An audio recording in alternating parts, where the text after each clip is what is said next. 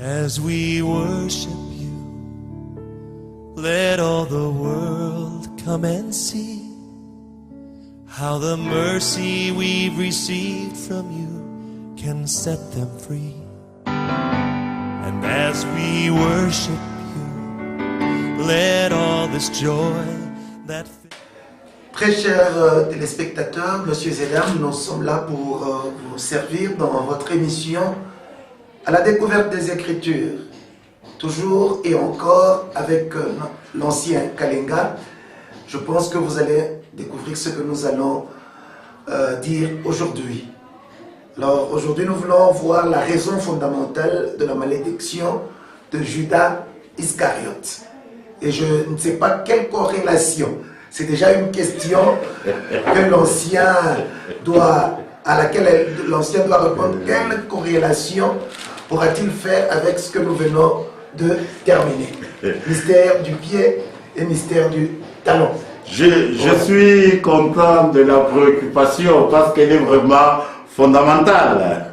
Donc, quand nous rentrons un peu la malédiction, on peut dire, de Judas Iscariote, vous avez posé la question sur la colération. Oui. Nous allons lire le texte qui révèle la colération. Oui. C'est toujours en relation avec le talon ou le pied. Nous sommes dans Jean 13, le verset 18. Jean 13, le verset 18. Le verset 18. Nous allons lire Jean 13, 18.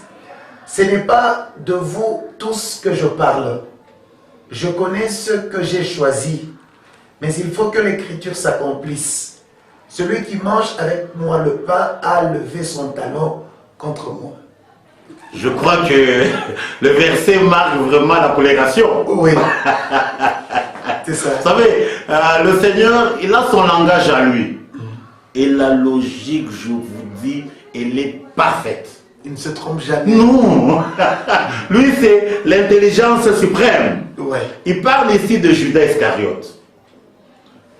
Quel est le mal que Judas Iscariote a fait dont le Seigneur a parlé? C'est ce que nous avons appelé le motif de la perdition de Judas Iscariote. Son motif. Le motif de la perdition de Judas Iscariote. C'est quoi? Ne pas respecter le cliché prophétique du sein de Rebecca. Nous sommes curieux de comprendre ce que vous venez de dire. Je crois que le cliché de sein de Rebecca, on l'a lu, on peut rentrer dans Osée 4. Ouais. Non, Osée 12, verset 4, je lis directement. Ouais. Dans le sein maternel, Jacob saisit son frère par le talon. Oui. C'est ça le cliché prophétique du salut selon Dieu. C'est-à-dire, il faut que Jacob bloque le talon de Ésaü. Nous avions dit que Jacob révélait l'esprit. Ésaü révèle la chair. Ouais. Il faut que l'esprit arrive à dompter la volonté de la chair. Ouais. Mais Judas Iscariote, son talon n'a pas été bloqué. Il a été libre. Alors si on disait que c'était ça le préparatif dans la préscience, les préparatifs de Dieu, que ça se passe ainsi, qu'est-ce que vous allez dire? Merci pour la préoccupation.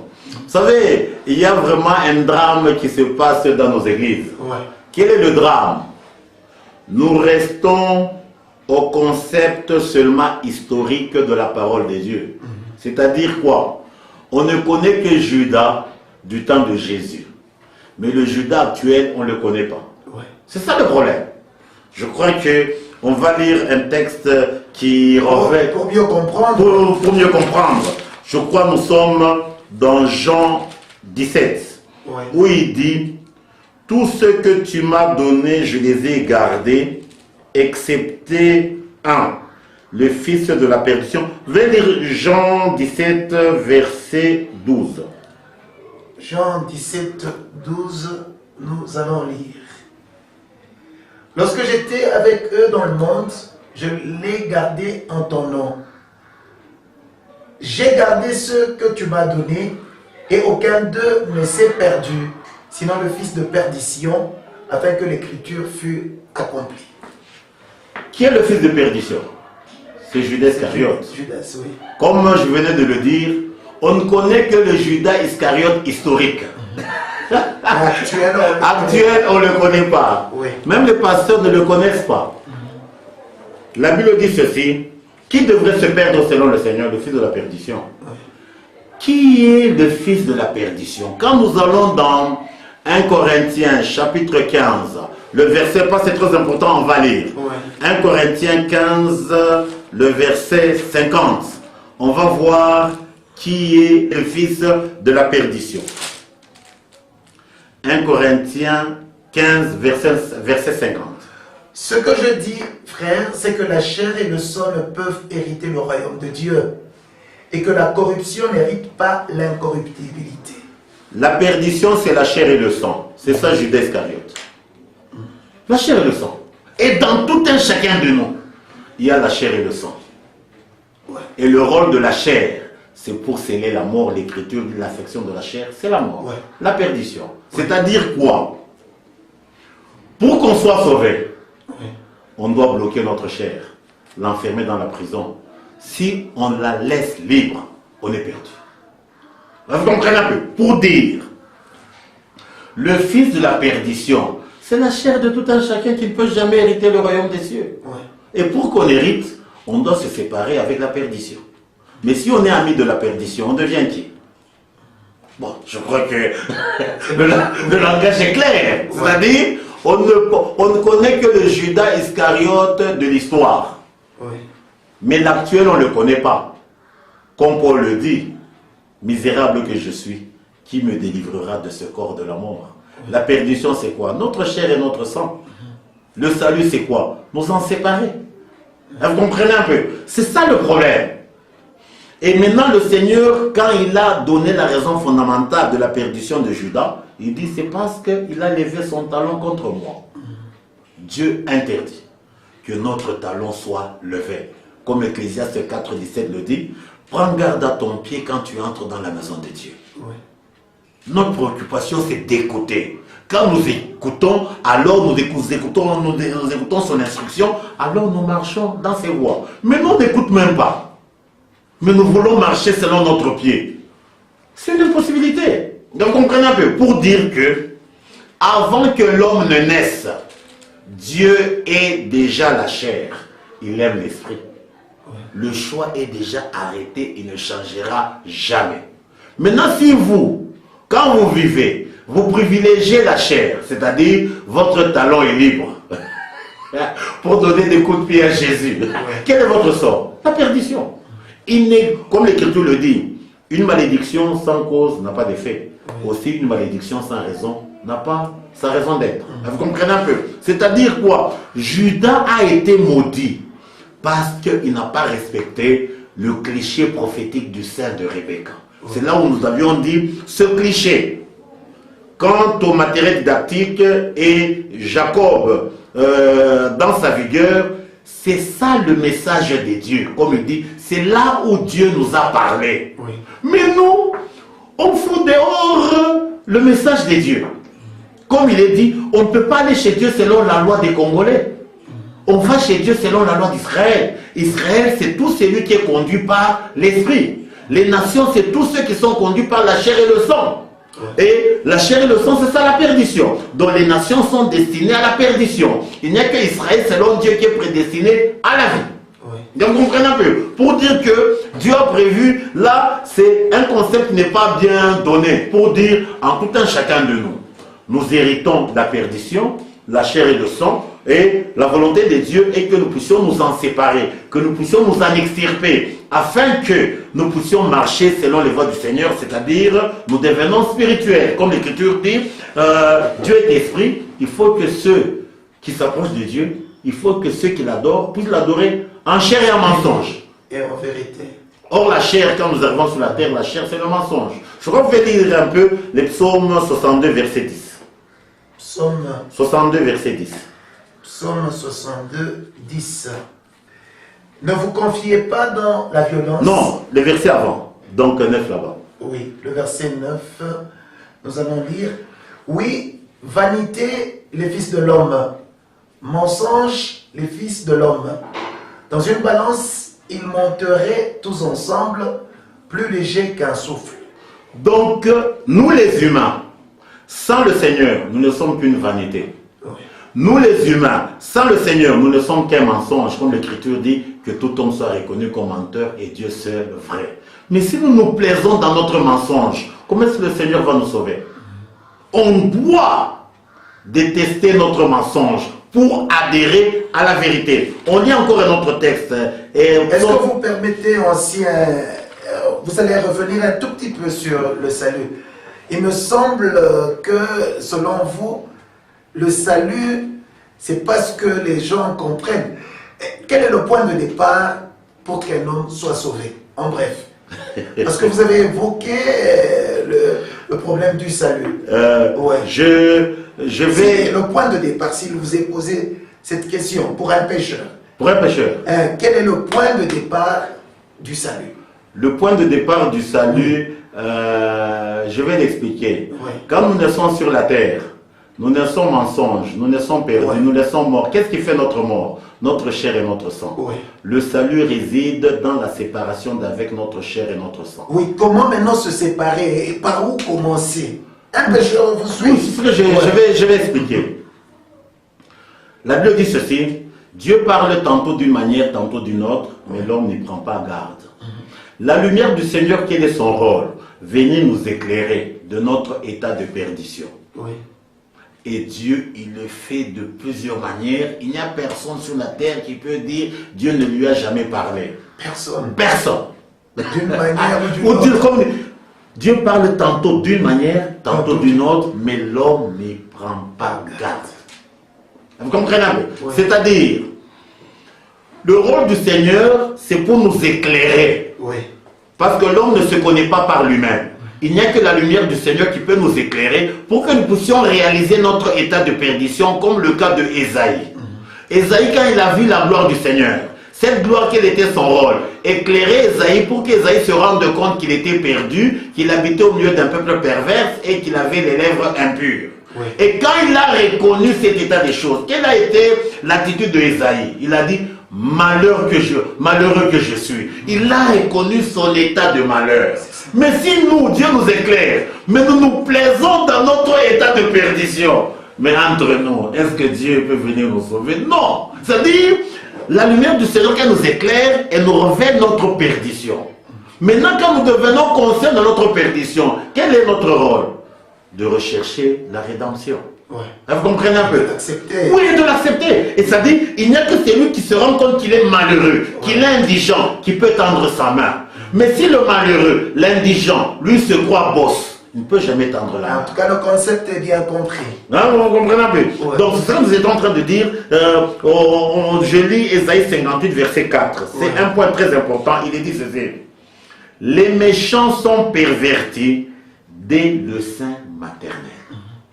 Les menteurs s'égarent aux sorties du ventre de leur mère. Oui.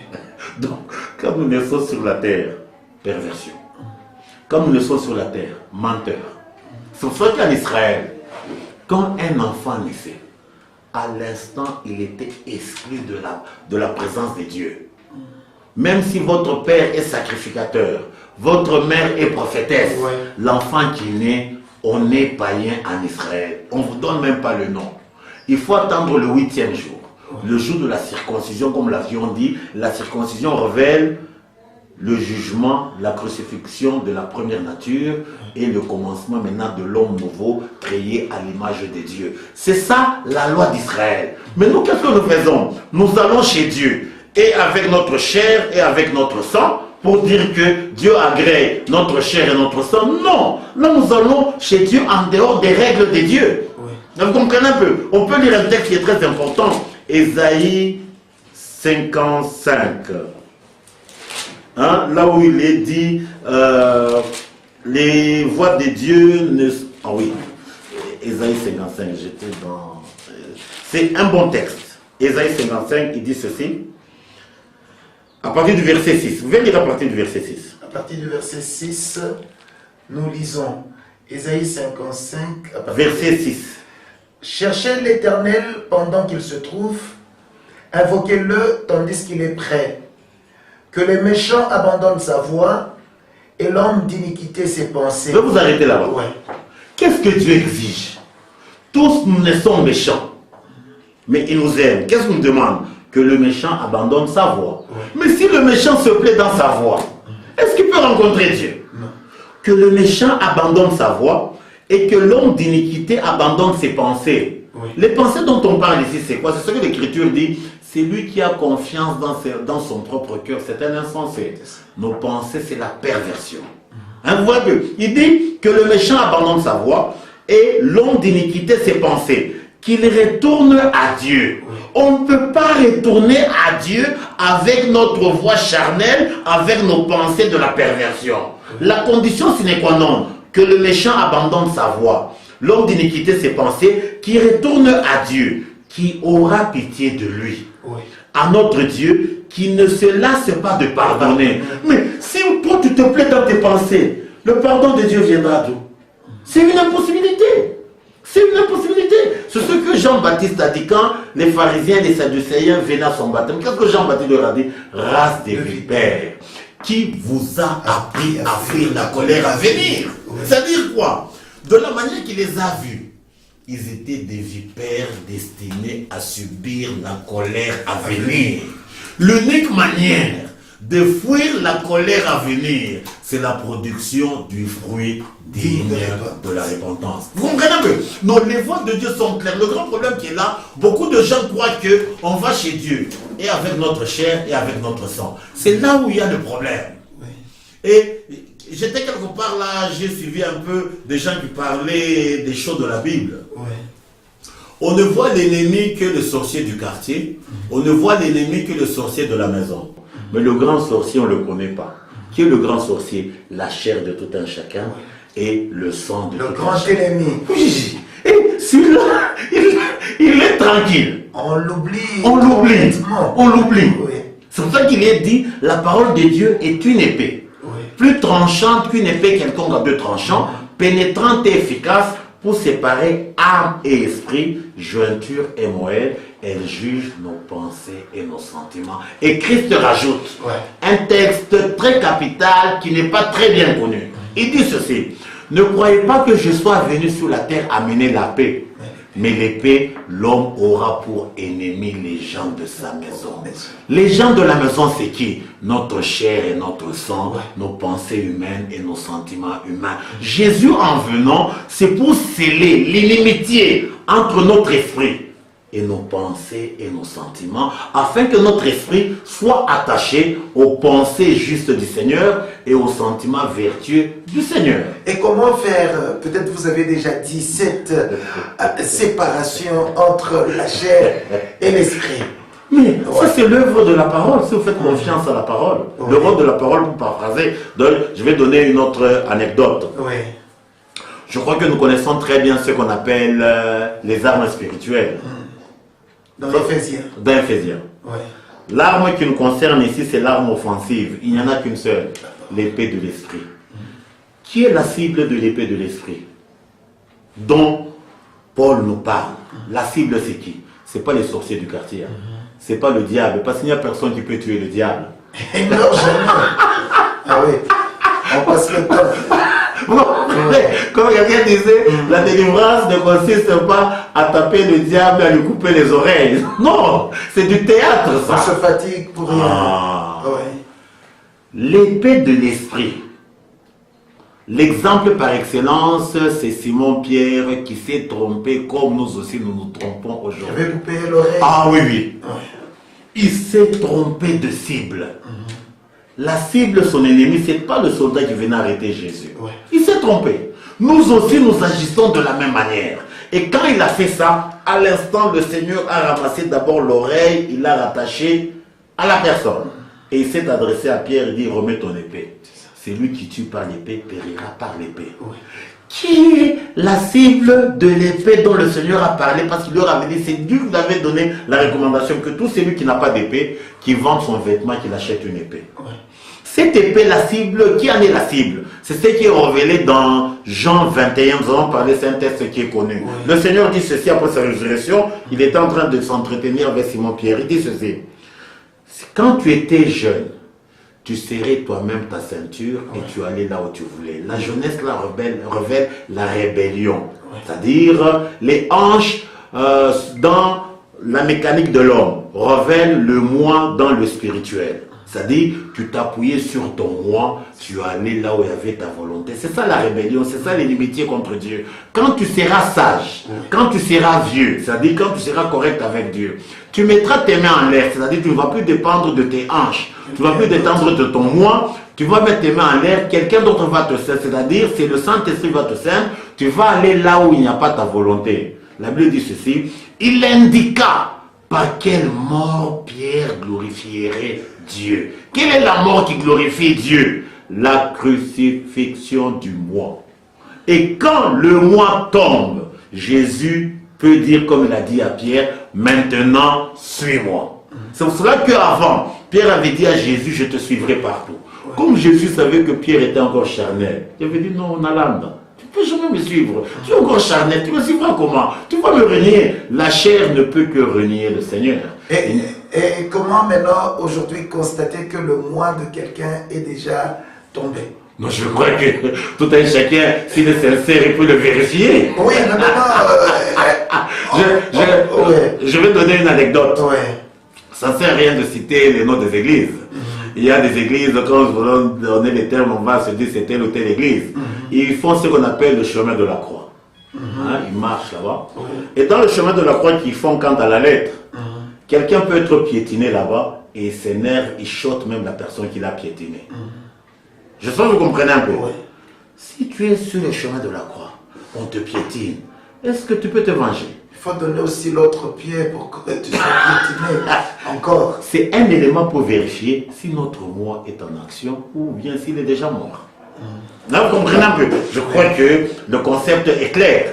Donc le grand problème, c'est ça. C'est-à-dire, on est entré dans les choses de Dieu en dehors des voies de Dieu. C'est comme des gens qui vont faire l'athlétisme, mais en dehors des règles de l'athlétisme. C'est ça la chrétienté d'aujourd'hui.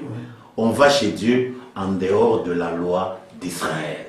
On va chez Dieu selon les Congolais ou selon les Belges. Et s'il faut revenir maintenant à la raison fondamentale, parce que le temps nous fait un tout petit peu défaut, on retient... La raison fondamentale, comme je l'ai dit, c'est quand je crois qu'on va donner... Parce qu'il y a d'autres personnes qui viennent de nous prendre en cours. Je crois que nous allons donner le texte qui confirme tout cela. Nous sommes encore dans Ésaïe 58, versets 13 et 14, il est dit ceci. Si tu retiens ton pied pendant le sabbat dont on parle ici, ce n'est pas vendredi, ce n'est pas samedi, ce n'est pas dimanche. Le sabbat c'est Dieu, le sabbat c'est Jésus, c'est-à-dire le repos. L'homme est égal à l'agitation. Maintenant, pour que l'homme aille chez Dieu, il faut que sa chair cesse de s'agiter, il faut que sa chair meure, il faut que son pied soit retenu. Cela veut dire, si tu retiens ton pied pendant le sabbat, pour ne pas faire ta volonté en mon saint jour, si tu fais du sabbat tes délices, pour sanctifier l'Éternel le glorifiant, et si tu l'honores en ne suivant pas tes voies, honorer Dieu, c'est abandonner nos voies. Honorer Dieu, c'est pas chanter à l'église. Je pense que vous comprenez. Si tu l'honores en ne suivant pas tes voies, en ne te livrant pas à tes penchants, c'est-à-dire nos sentiments humains, et à tes vains discours, c'est-à-dire nos pensées humaines. C'est-à-dire honorer Dieu, c'est pas chanter à l'église. Honorer Dieu, c'est abandonner nos voies humaines, abandonner nos sentiments humains, abandonner nos pensées humaines. C'est ça, honorer Dieu. Et il dit, alors, tu mettras ton plaisir en l'Éternel. Je te ferai monter dans les hauteurs du pays. Les hauteurs du pays, c'est ça le ciel. Comme Paul a dit, nous sommes bénis dans les lieux célestes en Jésus. Il nous a transportés dans le royaume du Fils de son amour. Je te ferai jouir de l'héritage de Jacob, ton père, car la bouche de l'Éternel a parlé. C'est ça les voies. C'est-à-dire quoi? Le grand problème qu'il a, le pied. La volonté de l'homme. Il doit être retenu. C'est pour ça que nous avons intitulé ce message le mystère du pied. Et Judas, pourquoi Dieu l'a rejeté? Jésus l'a dit, c'est lui qui mangeait avec moi le pain, a levé son talon contre moi. C'est ça la raison fondamentale de la malédiction de Judas. Si nous aussi, nous laissons notre talon tranquille, c'est-à-dire quoi? Notre volonté tranquille, nous sommes aussi des Judas Iscariotes potentiels. Je ne sais pas si... Sous la malédiction. Oui, sous la malédiction. Vous comprenez un peu? Donc, il faut que les gens comprennent. C'est-à-dire quoi? Comme nous l'avions dit, on ne connaît que Judas Iscariote historique. Mais l'actuel, on ne le connaît pas. dans la perdition. Judas Iscariote actuel, c'est notre chair et notre sang. Le rôle de la chair, c'est trahir Jésus. Vous comprenez un peu. C'est pour ça que nous rentrons au texte, je crois qu'on le dira très bien plus tard. Quand on parle, si tu confesses le Seigneur Jésus de ta bouche, on parle de confesser quant au discours de la bouche. Or, confesser, selon le Seigneur, c'est ne jamais renier, ne jamais trahir. Comme Jésus l'a dit concernant son cas, c'est lui qui marche avec moi. Ce jour-là, je confesserai son nom devant mon Père. C'est ça le concept de confesser. Mais si nous confesser, c'est prononcer dans la bouche, mais le cœur n'y est pas. Vous comprenez un peu? On prend à la légère, il n'y a pas du sérieux. Comme il est dit. Je sens que vous insistez sur ça. Oui, oui, pourquoi on dit? C'est un piège pour l'homme de prendre à la légère l'engagement sacré. Quel est l'engagement sacré? Je t'accepte, toi, Jésus, comme Sauveur et Seigneur. Ouais. On prend ça à la légère. Et qui favorise ça? Les serviteurs d'aujourd'hui. Parce que eux favorisent. Eux n'ont pas besoin que les gens se convertissent. Eux ont besoin de la foule. J'ai entendu quelqu'un dire, ma vision, c'est une église de 1500 personnes. C'est quand même un problème. Vous comprenez un peu? Je prends du temps de... Mais peut-être 1500 personnes sauvées. Quand vous regardez l'esprit biblique, Dieu, c'est la masse. Du temps de Sodome et Gomorrhe, il y en a eu combien? Du temps de Noé, il y en a eu combien? Quand ils sont sortis de l'Égypte, ils ont sorti plus de 600 000.